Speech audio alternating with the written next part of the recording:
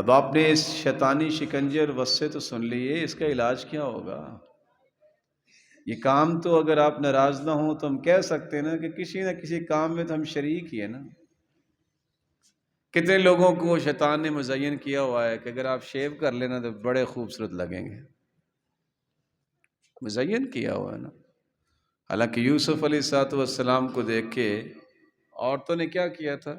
اپنی انگلیاں کاٹ لی تھی۔ تو میں بڑے ادب سے سوال کیا کرتا ہوں کہ دنیا کی کوئی کتاب یہ دکھا دیں کہ کسی کی شیو کو دیکھ کے کسی نے ناخن بھی کاٹا ہو۔